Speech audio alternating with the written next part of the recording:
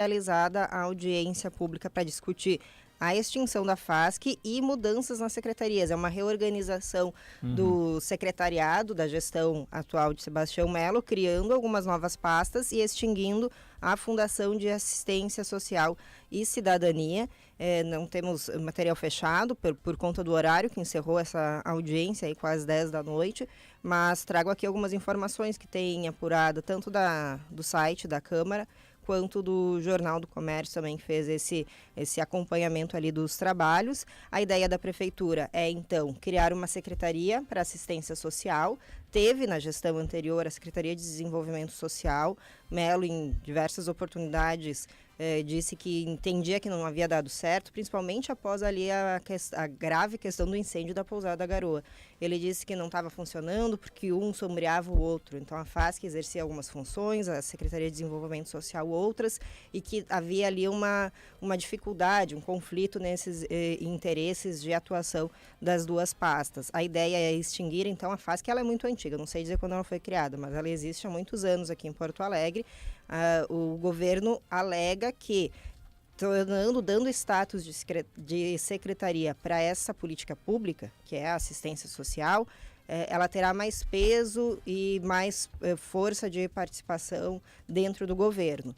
Quem critica, quem se põe do outro lado, afirma que, se o governo quisesse dar força para esta política pública, poderia fazê-lo mesmo tendo a fundação, e não o faz hoje. Então a gente vê, de novo, como aconteceu aí no caso do DEMAI e foi trazido pela Fabrini, que há visões muito distintas em relação ao que se pretende para cada uma destas áreas, no DEMAI e na assistência social. Então, teve isso, né, a audiência ontem à noite, até a da noite ela durou menos que a audiência da manhã, em termos de horas e manifestações, foi um pouco reduzida, né, a do DEMAI ela teve mais força, eu acho que ela tem um apelo popular maior, até mesmo por conta do que aconteceu aí em 2024, um pouco de 2023 também, mas, enfim, de agora, só queria pincelar que teve esse outro debate aí também sobre a FASC e as outras secretarias, que nem se tratou, né? Na verdade, se tratou somente da assistência social, mas para a gente poder comentar em cima sobre essas intenções do governo e como é que se manifestam oposição e vereadores que não são da oposição também. Vamos por partes, né? Eu vou aproveitar que eu tenho aqui na mesa a nossa maior especialista na cidade sobre esses assuntos, então, Bruna Subtits, vou aproveitar-me de você. Vamos lá. Seguinte, no final da audiência do DEMAI, a presidente da Câmara, comandante Nádia, ela comunicou o tempo usado, né, pelas partes. Isso. E 3/4 do tempo foi utilizado pela oposição, que puxou muito o assunto para a questão de uma suposta privatização do DEMAI. Sim.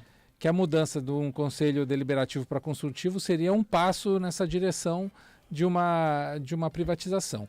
O quanto disso é pertinente, Bruna? Ou seja, fazer uma mudança do conselho, estruturalmente mudar o conselho, ele automaticamente leva a pensar que será feito algum passo numa privatização?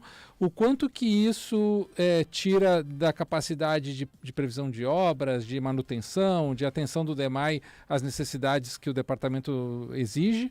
Essa mudança do conselho, ou é simplesmente algo burocrático que não vai atingir diretamente a atuação do departamento na cidade? Eu acredito que atinge sim a atuação do departamento, mas não é automática essa relação de tirar o deliberativo para torná-lo consultivo, levará à privatização. Pode, e a gente sabe que é a intenção do governo, conceder para a iniciativa privada, e sempre se fala muito da concessão. E já trouxe aqui, mas é importante sempre reforçar que, por mais que muitas pessoas coloquem tudo, aquela ideia de pôr tudo no mesmo balaio, no mesmo cesto, são conceitos diferentes. A privatização é quando o Estado se desfaz do atendimento de determinada área e vende para a iniciativa privada o direito dessa operação. É o que aconteceu com a CE, que é a exploração do atendimento aí de energia elétrica no estado, em muitos municípios, não todos, mas na maioria dos municípios gaúchos. O governo tinha uma empresa pública que fazia isso e passou para a iniciativa privada, vendeu para a iniciativa privada e ela passa a operar. É um serviço concedido, é concedido àquela empresa para realizá-lo, mas a empresa agora ela é privada. No caso do que o prefeito Sebastião Melo até o momento propõe para o DEMAI, não é uma privatização, então não é uma venda, porque na venda não tem volta, é uma concessão, concede por um período e passado esse período determinado em contrato, volta para o poder público decidir se irá gerir ou se novamente repassará para a iniciativa privada. A ideia da prefeitura, então, é fazer essa concessão. Sim, a gente sabe que esse é um passo que o prefeito dá com a intenção de conceder. Mas não é que seja automático. Poderia fazer essa mudança e não conceder. Claro. Poderia não fazer essa Sim. mudança e conceder. Aí, desculpa eu te interromper, já metendo aí dentro desse teu raciocínio. É por isso também que o SIMPA, o Sindicato dos Municipários, fica tão preocupado com essa alteração do Conselho, prevendo talvez uma possível concessão e aí uma perda de empregos municipários nesse sentido? Ou não? Ou a pressão vem simplesmente por uma pressão de manutenção de trabalho e não tem a ver diretamente com isso?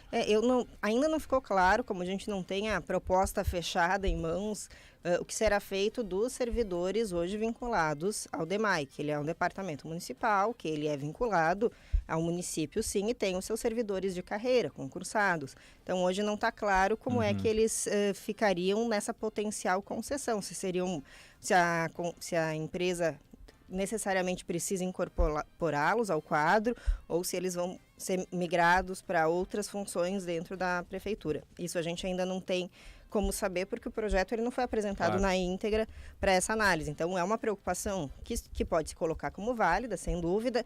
Vou pegar aqui o caso do governo do estado, quando extinguiu fundações e encaminhou a intenção de privatizar a CE, também a Sulgás e a CRM, que não aconteceu ainda. A CRM é a Companhia Rio Grandense de Mineração.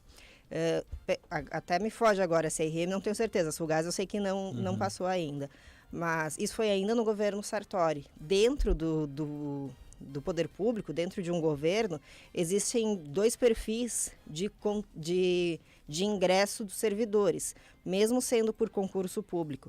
Tem aqueles que são os estatutários, que respondem ao estatuto do governo do estado e são aqueles que se entende como tem a garantia da estabilidade.